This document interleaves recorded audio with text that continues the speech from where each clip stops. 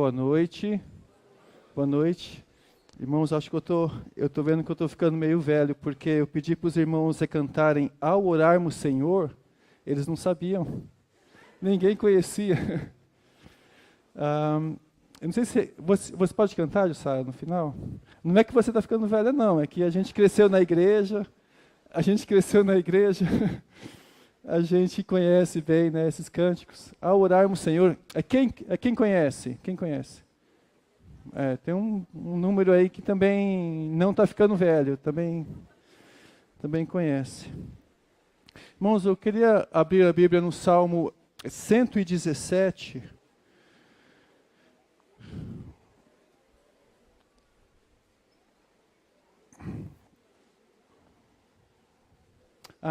As crianças podem sair e elas vão ter a continuação do seu culto.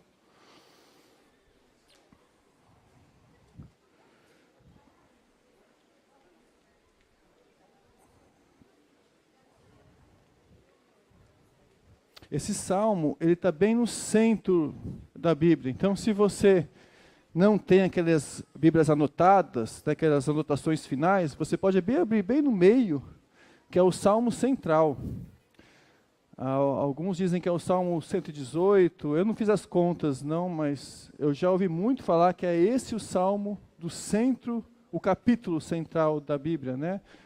Os capítulos, eles não são inspirados, alguém ordenou os capítulos, dividiu em capítulos, né? E a ordem dos livros também não é inspirada, alguém ordenou os livros. Mas pela ordem dos livros e pelos números dos capítulos da Bíblia inteira, que tem 1189 capítulos, se pegarmos o central dá o 117. E é interessante isso porque a mensagem desse salmo também é central. E ele é um dos menores capítulos da Bíblia, se não o menor. É o menor capítulo, né? Ele está perto do maior capítulo, que é o Salmo 119. Mas entre pregar o Salmo 119 e o 117, é melhor pregar o Salmo 117, né? Que tem só 2 versículos, mais fácil de ler o capítulo inteiro e pregar o capítulo inteiro. Então, 117. Acharam? Louvem o Senhor, todas as nações. Exaltem-no todos os povos, porque imenso é o seu amor leal por nós. E a fidelidade do Senhor dura para sempre. Aleluia. Ele começa dizendo aleluia.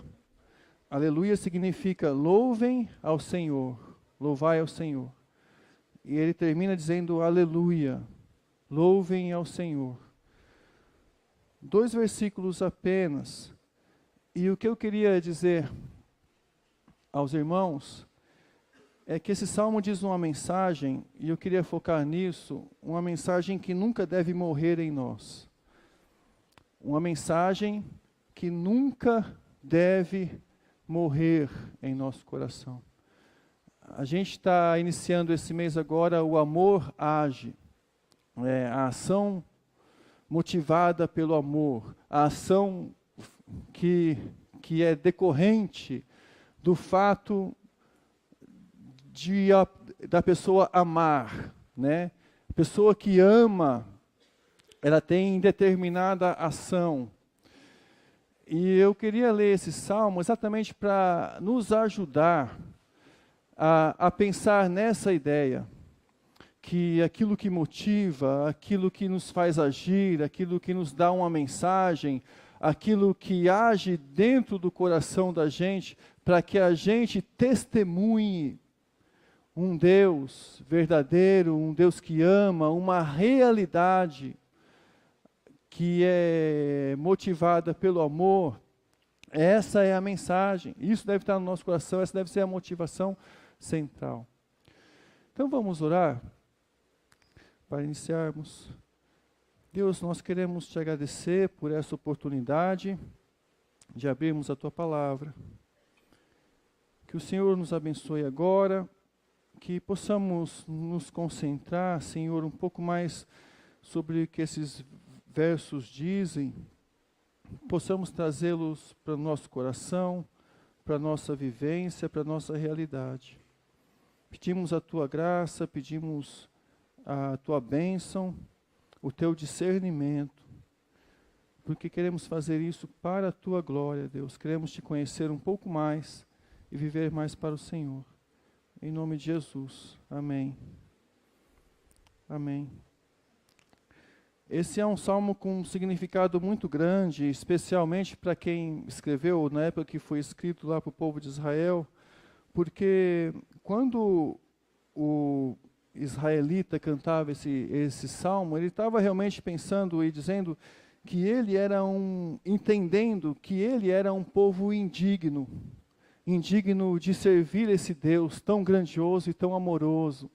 Não merecia a graça desse Deus, a bondade desse Deus. É um povo indigno.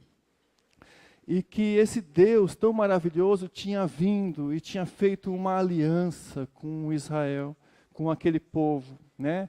Tinha feito um compromisso com ele e salvou esse povo. Tirou lá do Egito e trouxe e abençoou e deu uma terra, e foi um Deus bondoso, um Deus que abençoa e que abençoou, um Deus fiel para cumprir a sua aliança, tinha feito uma aliança com o povo. E a razão pelo qual as nações deveriam ver em Israel um motivo para louvar o Deus de Israel, o Deus que tinha abençoado Israel dessa maneira, é porque Deus tinha amado Israel. Deus amou, Deus era fiel para cumprir a sua aliança com Israel. E essa é a mensagem do Salmo. O Salmo simplesmente diz: louvem ao Senhor todas as nações, exaltem todos os povos, porque imenso é o seu amor por nós, e a fidelidade do Senhor dura para sempre. Então o versículo 1 é apenas uma convocação. No versículo 1 ele está convocando as nações para louvarem ao Senhor. E no versículo 2 ele está dizendo uma razão. Por que as nações devem louvar ao Senhor? Porque o seu amor é grande, o seu amor leal e a sua fidelidade dura para sempre. E nessa razão, a pessoa que cantava esse salmo estava apresentando Deus. Quem era Deus? Esses dois versículos são também uma espécie de apresentação de um Deus diferente. De um Deus que era capaz naquela época de demonstrar amor, de demonstrar relacionamento, uma proximidade, relacionamento próximo.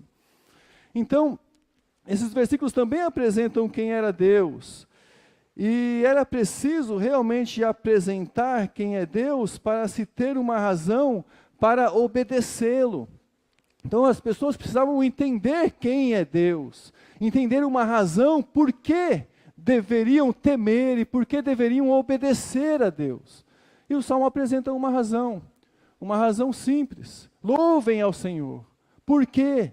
Porque o seu amor leal é grande e a sua fidelidade dura para sempre. Essa é a razão, uma razão simples e uma razão direta. Então, temos aqui no versículo 1, uma convocação para louvá-lo, e essa convocação para louvá-lo também deve ser a nossa motivação para encontrar Deus, nesse momento aqui e agora. A necessidade de que a gente tem de externar algo e de falar algo, né? Olha, louvem ao Senhor, declarem isso, mas a razão é porque o seu amor dura para sempre. Ou seja, nós estamos aqui para declarar algo, nós temos essa necessidade também.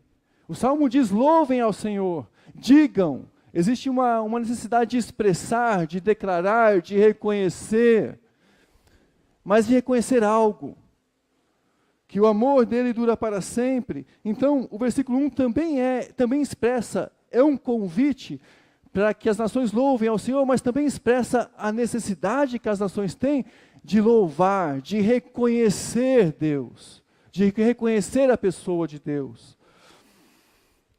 E o versículo 2 é a razão. Agora, eu queria só dar um destaque aqui para o nosso entendimento dessa palavra que é traduzida aqui por amor leal. Porque essa é a razão. Porque imenso é o seu amor leal. Talvez na sua Bíblia esteja escrito misericórdia. Porque imensa a sua misericórdia, né? Grande a sua misericórdia para com a gente. Isso porque a palavra que foi traduzida para amor leal é uma palavra que aparece mais de 250 vezes no Antigo Testamento. Muitas vezes ela é traduzida como misericórdia, outras vezes foi traduzida como benignidade. E na NVI, que talvez seja, que se você leu amor leal, na NVI é traduzida por amor leal. E essa palavra, ela enfatiza a posse mútua de duas pessoas envolvidas em um relacionamento de amor. Quando as pessoas estão envolvidas nesse relacionamento de amor. Mas o hesed de Deus, que é essa palavra em hebraico, hesed, ela é um pouco especial para mim, porque foi o nome lá da turma do seminário que eu estudei. Eles pensaram em uma palavra que fosse graça, porque acharam que a palavra grega graça não soava bem, que é caris, né? Aí fala, essa palavra não dá para pôr o nome da turma. Aí alguém perguntou, e no Antigo Testamento? Qual a palavra? Aí alguém disse, olha, a palavra é talvez mais próxima para graça, é essa hesed, que significa esse amor leal, essa misericórdia. Deus nos ama e não dá aquilo que a gente merece, que é o castigo, e nos dá aquilo que a gente não merece, que é a salvação, que é a graça. E Ele faz isso motivado pelo seu amor, o hesed de Deus. Então, é uma palavra que envolve essa ideia de graça, de misericórdia, de benignidade, mas que significa amor.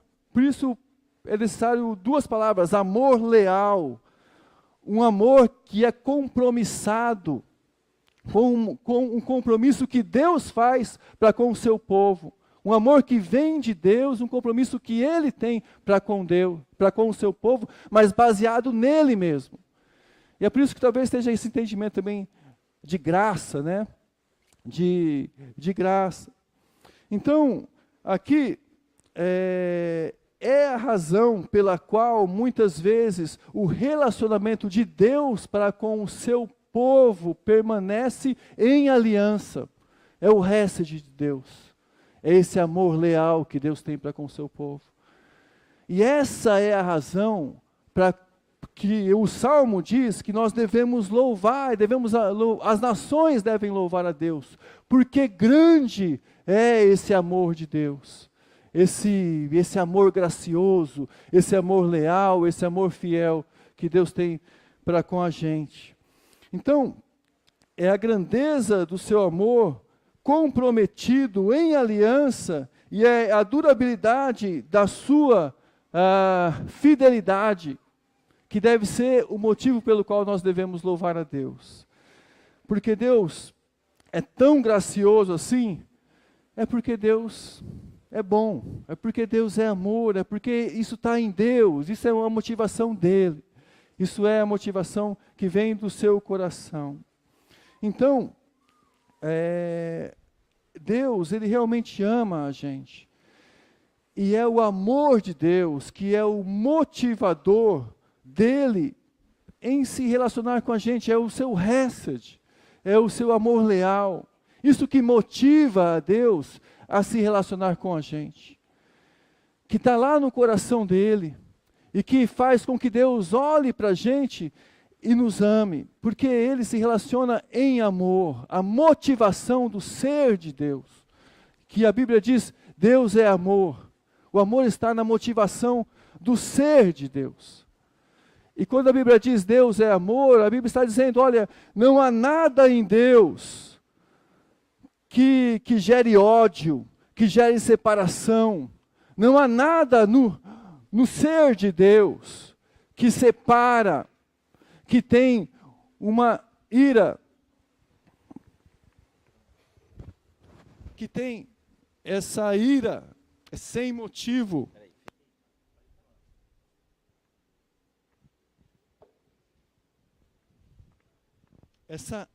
Nada em Deus. Deus é amor. Então, a justiça... Som. Ok. O resto, então, é esse amor leal, fiel, ainda que... Som,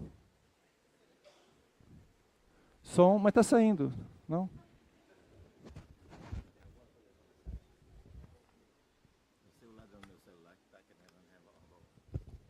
Tá bom. Vamos tentar voltar aqui. Esse amor leal, e ainda que Deus cuida, e a ponto de trazer o indivíduo para Ele. Som? Estão escutando? Então, tá. Agora? Agora? Então eu vou começar de novo. Pode ser? Deus, Ele cuida da gente. Deus, Ele cuida baseado nesse amor. Deus entra em aliança porque Deus ama e se compromete a cumprir a aliança e faz isso baseado nele mesmo, porque Ele ama. Irmãos, essa mensagem aqui, se os irmãos estão estudando a partir de agora, guardem isso agora. Essa mensagem, ela é a mensagem central, o foco central do porquê nós estamos aqui e porquê nós viemos aqui para louvá-lo, reconhecer o seu amor para com a gente e cantar esse amor e desejar com que os outros conheçam esse amor e que os outros cantem esse amor também. Quando o Salmo diz, louvem ao Senhor todas as nações, é porque essa era a mensagem de vida que as pessoas tinham nelas, para poder testemunhar para outros. Isso era o que motivava as pessoas a viverem. As pessoas tinham encontrado em Deus uma razão, um motivo para servi-lo e para adorá-lo. E essa é a razão do louvor delas. E elas cantavam isso. E elas tinham uma razão para testemunhar e para dizer. E elas queriam que as outras pessoas entendessem a mesma compreensão e tivessem a mesma razão, o desfrutar do mesmo amor, entender o mesmo amor. O que elas estavam simplesmente era louvando, era fazendo algo para Deus. O que essas pessoas testemunhavam? Elas testemunhavam que elas tinham algo que Deus tinha revelado para elas, um conhecimento, um relacionamento especial. Deus tinha vindo até elas, demonstrado esse amor. Elas tinham percebido esse amor, elas estavam gratas por este amor. E é isso que motivava elas a dizerem, outras nações louvem a Deus. Por quê? Porque é grande o seu amor para conosco. Essa era a razão. E é por isso que elas louvavam e agradeciam a Deus, grande é o seu amor para conosco. Então eu queria fazer algumas aplicações disso. E eu queria que colocasse aqui, porque o Abner, passa aqui, por favor. Então essa é a mensagem do Salmo 117, uma mensagem de que nunca deve morrer em nós. Outra Abner. Louvar a Deus por esse grande amor e proclamar que todos façam o mesmo, é a mensagem que nunca deve morrer em nós. É o motivador, é o que está dentro de nós, isso é uma mensagem. Isso é algo que nós fazemos e que transmite às nações. É uma mensagem, sim, o nosso louvor a Deus pela motivação do amor. Então, o próximo, Abner, por favor. Louvar a Deus por esse amor. E o que eu acho interessante nisso, e já aplicando para a gente, que essa não é uma mensagem do dever. Não é uma mensagem do dever. E eu queria que passar aqui alguns textos, por exemplo, Efésios 1, 5 e 6. Efésios 1, se você quiser abrir na sua Bíblia, depois nós vamos voltar para o Salmo 117, mas eu queria ler isso no Novo Testamento. Eu queria ler essa motivação de louvar a graça de Deus e de desejar com que as nações reconheçam um Deus tão gracioso. E que essa é a motivação do nosso trabalho, da nossa missão, do nosso testemunho, que não deve morrer em nós. Efésios 1, 5 e 6 diz assim: em amor, foi em amor que Deus nos predestinou para sermos adotados como filhos, e Ele passou a chamar um pecador de filho, redimiu e trouxe para si, chamou de filho, e por meio de Jesus Cristo, conforme o propósito da sua boa vontade, fez isso porque Ele é bom. A motivação que Deus atua e de que Deus é gracioso e é bondoso, simplesmente, e nos abençoa simplesmente porque Ele é bom. Essa é a motivação. E aí tem, para o louvor da sua... Por que Deus fez isso? Para o louvor da sua gloriosa graça, o qual nos deu gratuitamente no amado, fez isso de graça. A graça de Deus será reconhecida nos séculos, não somente entre as nações, mas em toda a eternidade. Um Deus que se fez gracioso, um Deus que nos amou com o seu amor Hesed. Por quê? Porque Deus decidiu ser bom e Deus nos decidiu resgatar do mal. Quando Deus nos salvou em Cristo Jesus, dando o seu Filho para morrer em nosso lugar, Ele estava anunciando aos séculos a sua graça. E isso está escrito em Efésios 2, 6 a 9. Coloca, Abner. Efésios 2, 6. Ele fala assim, em Efésios 2, 6. Deus nos ressuscitou com Cristo. Olha o que Deus fez. Deus nos ressuscitou com Cristo e com Ele nos fez assentar nos lugares celestiais em Cristo. Existe coisa maior do que essa? Existe coisa maior do que Deus nos chamar de filhos? E aí, bênção maior do que Deus está fazendo? Deus nos ressuscitou com Cristo. Quando Cristo ressuscitou com Ele tudo aquilo pelo qual Ele morreu. Se Ele morreu por algo, quando Ele ressuscitou junto com Ele, deu vida junto com Ele, tudo aquilo pelo qual Ele morreu. E aí o versículo fala, Deus nos ressuscitou com Cristo, e com Ele nos fez assentar nos lugares celestiais em Cristo Jesus. O 7. E aí sim, para mostrar às eras que hão de vir, a incomparável riqueza da sua graça, demonstrada em sua bondade para conosco em Cristo Jesus. Deus fez isso para mostrar em toda a eternidade, por todas as nações e por todas as gerações, por todos os séculos, no céu e na terra, na realidade lá do céu, aonde os atributos de Deus, que talvez a misericórdia e a graça de Deus não fossem tão vistas quanto no nosso resgate, quando Deus nos amou e nos resgatou. E Ele fez isso para o louvor da sua gloriosa graça, para que a gente pudesse estar aqui hoje e louvar a Deus porque Deus é bom, louvar a Deus porque grande é o seu amor e a sua fidelidade dura para sempre. E nós faremos isso pela eternidade, porque Deus nos levantou como troféu da sua graça, exaltando a sua graça, e dizendo em nós, olha aqui, a grandiosa graça que nos resgatou, como filhos que somos. Deus fez isso em nós. Esta mensagem não deve morrer em nós.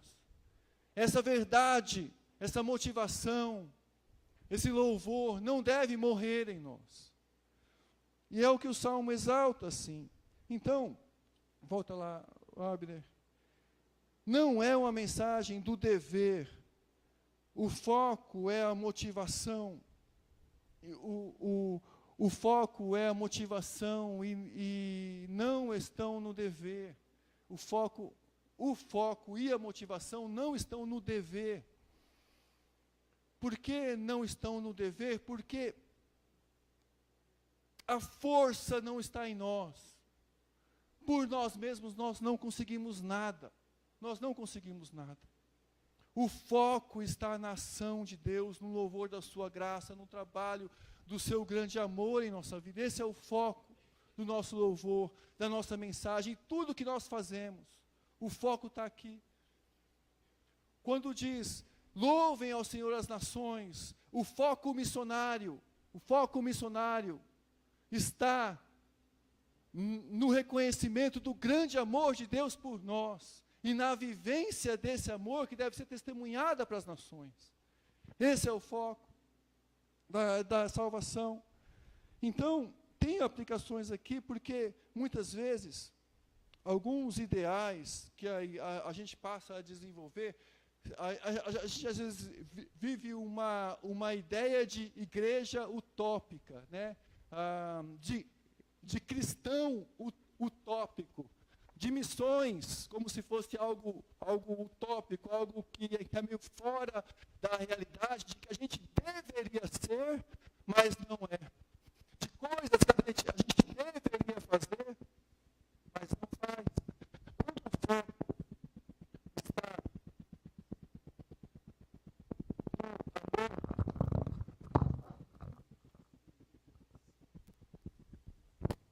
Quando o foco está quando o foco está no amor de Deus e na realidade da vivência dessa gratidão, nós fazemos as coisas não de maneira baseadas apenas no dever de um cristão utópico que deveria ser aquilo que ele não é, mas nós fazemos baseado numa realidade de um amor desfrutado por nós, de um Cristo que nos salvou, numa realidade espiritual existente. Então, por exemplo, eu vou usar 3 exemplos disso. Um é a utopia bíblica. Por exemplo, quando o diabo ele tentou a Jesus, dizendo, olha, Jesus, pula daqui de cima do templo, e porque na Bíblia está escrito, os anjos, Deus dará ordem aos seus anjos para que te guardem, então os anjos vão te pegar. Quando o diabo estava tentando Jesus nisso, o diabo estava usando um texto bíblico errado, fora de contexto, mas tentando jogar para Jesus uma realidade de um crente que ele pensou, né, que estivesse na cabeça de Jesus apenas. Ele sabia que era errado. Por isso ele tentou mudar. Se Jesus tivesse uma compreensão de crente, é claro que Jesus não tinha, mas uma compreensão errada de cristão e de crente, ele poderia cair nessa tentação. Uma visão errada bíblica, ele poderia cair nessa tentação. Mas o foco de Jesus não era esse. O foco de Jesus era correto nas Escrituras, em Deus, o foco estava certo. Quando, por exemplo, no evangelismo, eu já vi muitas pessoas dizendo, vamos ganhar essa cidade, né, Jacareí é de Jesus, em nome de Jesus vamos declarar. O foco é evangelístico, de querer evangelizar. Vamos ganhar e vamos declarar que Jesus é o Senhor, e vamos. A mudança é sutil, mas a mudança não está no foco do testemunho, do amor de Deus e da sua graça para Ele. Aí você começa a mudar o foco e você começa a tirar a motivação verdadeira do testemunho de que Deus seja glorificado pelo seu amor. Pessoas passam a fazer isso pela motivação do dever e não pelo louvor. Ou, por exemplo, pela adoração, quando pessoas adoram a Deus e tem aquele foco assim, de que a adoração só é verdadeira quando ela chora, quando ela se emociona, quando ela levanta as mãos a Deus e adora a Deus, como que se o foco tivesse na maneira de se externar a louvar a Deus. Mas o foco não está aí. O foco está no entendimento da graça e do amor, e do desfrute desse amor, e na gratidão desse amor. E que esse amor seja testemunhado a todas as nações, independente se você está de pé, ou sentado, ou de mão levantada, ou em pé. Essa mensagem não morreu em você. E a gratidão que você tem por Deus é viva em você. Eu lembro que domingo passado, o pastor Jefferson disse que a gente não precisava de animador de auditório aqui para louvar a Deus. E realmente nós não precisamos, graças a Deus, nós não precisamos de animador de auditório, nem para louvar, nem para fazer a obra de Deus missionária. Nós não precisamos de animador de auditório para fazer a obra de Deus missionária. Nós precisamos reconhecer o amor de Deus, exaltar esse amor de Deus, e desejar no coração que as nações conheçam o que nós conhecemos sobre o resto de Deus, sobre a graça de Deus. Essa motivação não pode morrer em nós. Não pode morrer em nós. Os ideais da coinonia, por exemplo, como a gente coloca como comunhão, discipulado, evangelismo, todos esses ideais, eles precisam estar focados nesse amor de Deus, na graça de Deus, no permanecer. Coloca aqui, por favor, João 15, 4 e 5, só para a gente citar. Esses ideais de evangelismo precisam ser dos frutos do permanecer. João 15, 4 e 5, ele diz assim, permaneçam em mim e eu permanecerei em vocês. Nenhum ramo pode dar fruto por si mesmo, se não permanecer na videira. Vocês também não podem dar frutos, se não permanecerem em mim. Versículo 5. Eu sou a videira, vocês são os ramos. Se alguém permanecer em mim e eu nele, esse dará fruto, pois sem mim vocês não podem fazer coisa alguma. Isso nos diz que não está no dever o fruto. O fruto está no permanecer de uma mensagem que não deve morrer em nós. E essa mensagem não é apenas proclamada com os lábios. Eu não estou falando de uma mensagem proclamada com os lábios. Eu estou falando de uma mensagem de experimental, de dizer, porque grande é o seu amor para conosco, e a sua fidelidade dura para sempre. Ou seja, uma mensagem de alguém que tem algo para transmitir, de uma grandeza do amor de Deus. Então, o permanecer precisa ser a nossa realidade, senão tudo mais passa a ser apenas métodos humanos, tanto na coinonia, quanto nas outras programações que a gente faz. Organizar em métodos não é errado. O errado é deixar morrer a mensagem em nós. Esse é o errado. Nós organizamos da melhor maneira que podemos.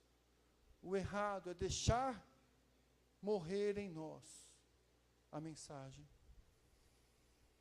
Passa no próximo slide, Helder. A pregação missionária, então, ela se torna um ideal utópico quando ela é forçada,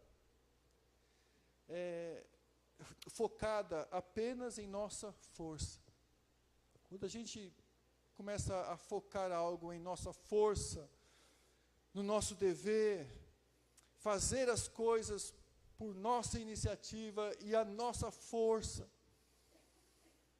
a pregação missionária, ela é utópica. Então, por isso que não adianta a gente pensar assim, vamos evangelizar o mundo inteiro, vamos ganhar Jacareí para Jesus. Se focar em nossa força, isso é algo que vai trazer mais coisa ruim para a gente do que bênção.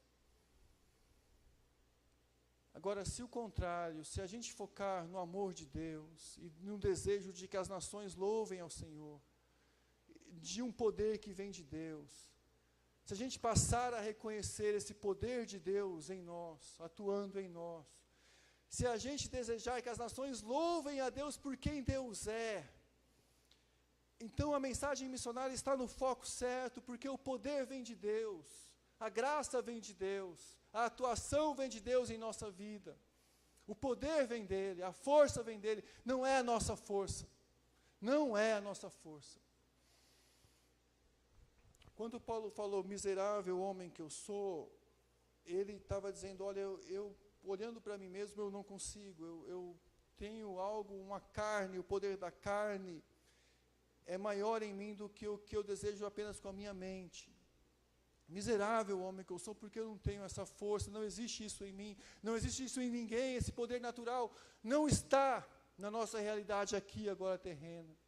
Mas aí ele entra em Romanos capítulo 8, e aí ele diz que é em Deus que nós podemos, que Jesus Cristo já nos deu a vitória, e que nós temos essa mensagem para anunciar. E que essa mensagem, com o foco certo de dependência de Deus, ela alcançará os confins da terra. Nós não podemos. Mas se vivemos, se procurarmos focar como o Salmo 117 diz, porque imenso é o seu amor para conosco, e a fidelidade do Senhor dura para sempre, e reconhecendo esse amor, desejando que as nações reconheçam esse amor, então Deus operará em nós.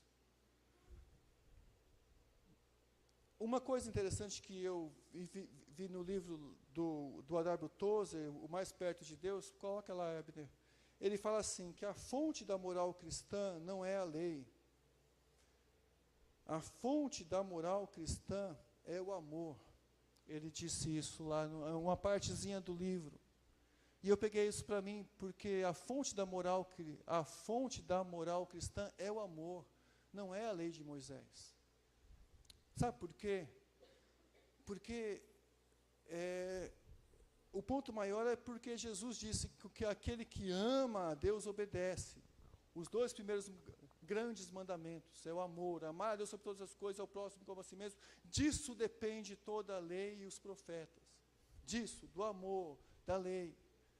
Mas a lei é simplesmente uma regulação de ações que apontam para Deus, para que a gente se corrija. A lei não atua com motivação. A lei não atua na motivação do coração. O que atua na motivação do ser e na motivação do coração é o amor. Então a fonte da moral, se você quer agradar a Deus, se você quer fazer a vontade de Deus, se você quer obedecer a Deus, você deve amar a Deus. Você deve procurar corresponder o amor de Deus em seu coração. E é por isso que não está no dever, está no fato de amar. Porque aquele que ama procura obedecer a lei. Aquele que ama procura seguir a Deus. Então obedecemos a lei porque temos uma razão para obedecê-la. Obedecemos a lei porque o amor de Deus opera em nós, para que a gente agrade ao Deus que nos amou. Por isso nós obedecemos a lei. Por isso nós estamos aqui agora. E por isso nós queremos anunciar às nações o que significa estar aqui agora. Nós não estamos aqui porque devemos estar aqui. Nós estamos aqui porque amamos a Deus. E porque grande é o seu amor para com a gente. Grande é a sua fidelidade, nós temos reconhecido isso e queremos que as nações reconheçam isso. Então, tem mais duas colocações rápidas sobre isso. A primeira foi que a mensagem, que a pregação missionária, ela não é um ideal utópico para a gente, baseado na nossa força. A segunda é o testemunho, que o impacto do nosso testemunho missionário vem do nosso relacionamento com Deus.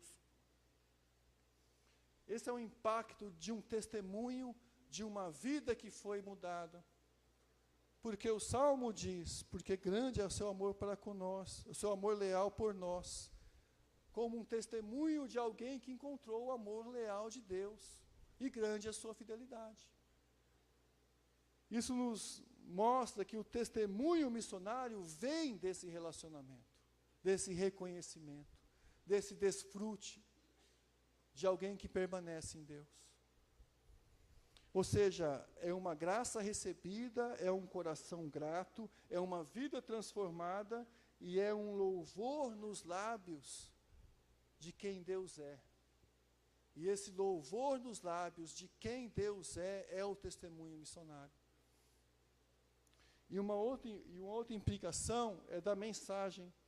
O impacto da nossa mensagem missionária vem de nossa consciência de quem é Deus e do que Ele fez por nós e do que Ele faz.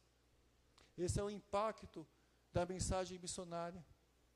Vem de uma consciência porque nesse salmo ele estava apresentando um Deus diferente, um Deus que ama, um Deus que é bondoso, uma consciência de quem Deus é. Deus é esse Deus que tem esse amor para com a gente. Esse é o impacto da mensagem missionária. O Tozer ele também falou no seu livro que o baixo conceito de quem é Deus, ou de quem Deus é causa uma centena de males menores em toda a parte. Ou seja, quando a gente tem um conceito baixo de quem é Deus, isso causa muitos males em toda a parte. E causa certamente uma religiosidade vazia. Então eu queria aplicar com a gente algumas coisas. De que a primeira delas, irmãos, é que a graça de Deus, ela pode ser, esse amor, essa graça de Deus, ela pode ser desprezada. Não extinta, não apagada, porque essa graça está em Deus, ela é maior do que tudo. Assim como o sol, ele fala lá no livro, o A.W. Tozer, assim como o sol não pode ser apagado, mas a gente pode esconder-se do sol, procurar alguma sombra. Assim também a graça de Deus, o amor de Deus, ele não pode ser apagado. Mas muitas vezes nós estamos procurando sombras e fugindo dessa graça. Nós podemos perder de vista o louvor e a gratidão por essa imensa graça de Deus. E nós temos que constantemente estar com o coração aberto e dispostos a entender, a desfrutar, a receber essa graça e esse amor de Deus. Que nos faz agir por Ele. Porque é por esse amor que nós agimos. Que Ele age em nós para que nós agimos. Quando nós falamos que nós somos salvos pela graça de Deus. Esse reconhecimento, essa mensagem, ela tem que estar viva em nosso coração. Nós temos que ter consciência disso. Nós temos que a cada manhã poder pregar o Evangelho com essa consciência, com um ânimo redobrado. Não porque nós devemos, mas porque cada manhã Deus nos ama e Deus está nos salvando, Deus está nos fortalecendo, Deus está nos motivando. Cada manhã, Deus coloca um novo cântico no nosso louvor. Nós não sabemos da enormidade do nosso pecado, e nós realmente não sabemos. Nosso pecado é enorme. Nós não sabemos, mas nós sabemos que onde abundou o pecado, superabundou a graça de Deus, isso nós sabemos. E o Tozer, ele escreve lá no livro dele, no Mais Perto de Deus, ele falou assim, que o pecado, ele abundou realmente, abundar o pecado, é ser o pior do que poderíamos ser. Aí ele diz assim, limites da nossa capacidade. O nosso pecado é como se tivesse nos tornado, muitas vezes, no limite da nossa capacidade, onde abundou o pecado. O pecado abundou até os limites da nossa capacidade. Mas quando chegou lá nos limites da nossa capacidade, superabundou a graça de Deus. E aí a graça de Deus superabundou em nossa vida e nos trouxe de volta, com uma capacidade que a gente não tinha, mas uma capacidade ainda maior de louvar a Deus, e nos trazer para Ele, e nos trazer de volta para Ele. Então, quem pode limitar a graça de Deus? Quem pode? Quem pode limitar o amor de Deus? Ninguém pode limitar o amor de Deus. Esse imenso e grande amor de Deus, ninguém pode limitar. Ao nos fazer assentar em Cristo Jesus, nas regiões celestiais, ao nos fazer assentar junto com Cristo Jesus, nas regiões celestiais, e ao nos chamar de filhos, o Senhor nos prometeu dar o melhor que Ele poderia dar. Eu não consigo pensar algo melhor do que isso. E foi o que Deus nos prometeu dar. Nos assentar ao lado de Cristo nas regiões celestiais. E nos chamou de filhos. Ele nos prometeu fazer isso. Por sua imensa graça. Para que as pessoas louvem a graça de Deus. E esse é o melhor que Ele poderia nos dar. E pelo amor dEle, pela graça dEle, Ele nos deu. Isso é mais do que motivação, para que a gente viva para Ele, para que a gente faça as coisas não pelo dever, mas pelo amor de Deus no nosso coração, pelo amor dEle que age em nós. Então nós devemos levar a mensagem louvando a Deus por quem Deus é e por seu imenso amor. E eu só queria ler 2 versículos do Salmo 138, e assim encerrar. 138, o versículo 1 e o versículo 8. E fala assim, no Salmo 138, eu te louvarei, Senhor, de todo o meu coração. Diante dos deuses cantarei louvores a Ti. Então a condição, louvar ao Senhor de todo o coração, diante dos deuses ou dos poderosos. Mas os deuses eram o que as nações consideravam os mais poderosos. Os deuses eram aqueles pelos quais as nações dependiam. As nações dependiam deles. As nações os temiam. Os deuses aqui significa tudo aquilo que o mundo afirma poder. Hoje, se o mundo afirma poder algo, se o mundo afirma ter alguma autoridade, se o mundo afirma ter algo, esses são os deuses hoje.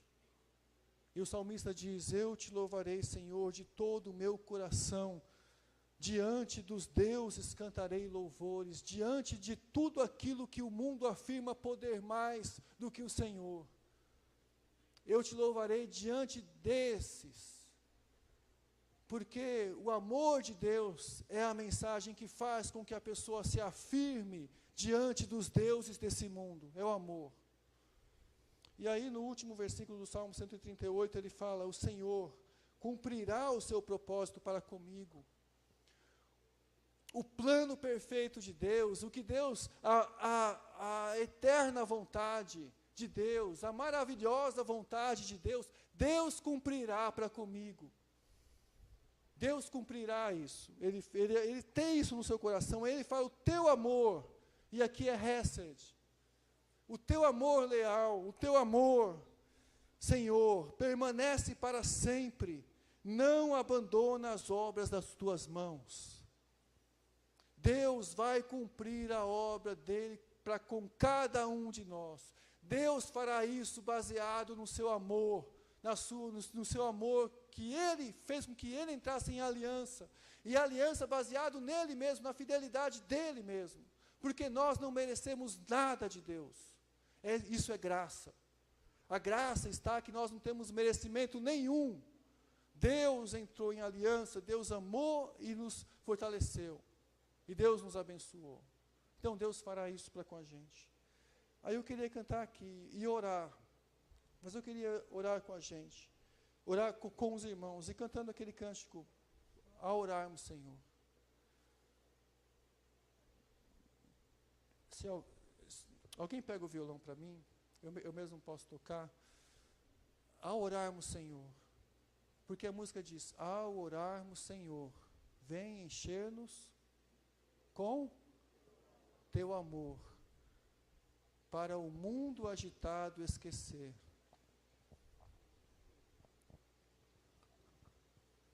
E a cada dia a tua vida viver, ou seja, a vida de Deus viver. Esquecer o mundo agitado. Esquecer agora o mundo agitado, as coisas, a cada dia a vida de Deus viver. E aí a música fala, nossas vidas vem, pois, transformar. Refrigério para a alma nos dá. E agora com outros irmãos, nos reunimos aqui em oração. Irmãos, a nossa oração, o nosso louvor, é que Deus nos encha com o seu amor. Deus nos encha com o seu amor.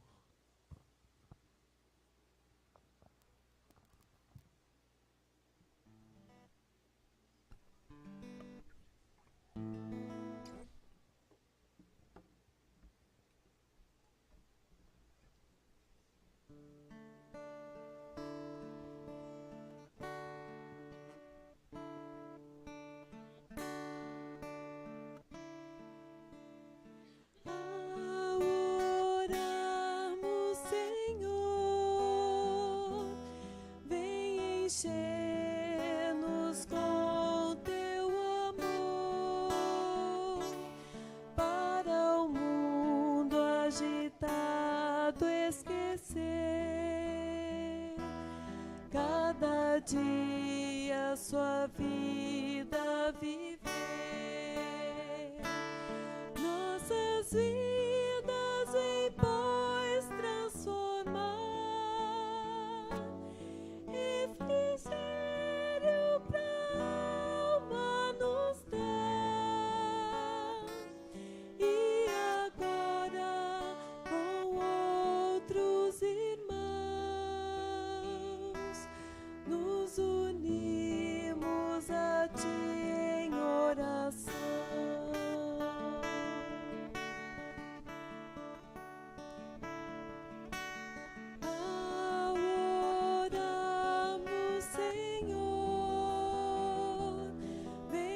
Enche-nos com teu amor, para o mundo agitado esquecer. Cada dia sua vida viver, nossas vidas em pois transformar. Refrigério pra alma nos dá. E agora com outros irmãos nos unimos a ti em oração.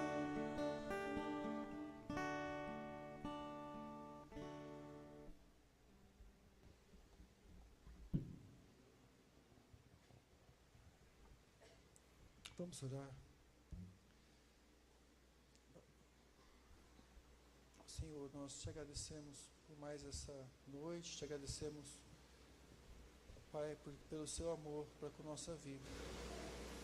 E a nossa oração é que o Senhor enche o nosso coração desse teu amor e dessa sua gratidão. E nós queremos louvar e que o nosso louvor testemunhe às nações o teu amor. Nós queremos amar ao Senhor e ter uma gratidão tal que a nossa mensagem seja o nosso louvor ao Senhor. Em nome de Jesus, nós oramos. Amém.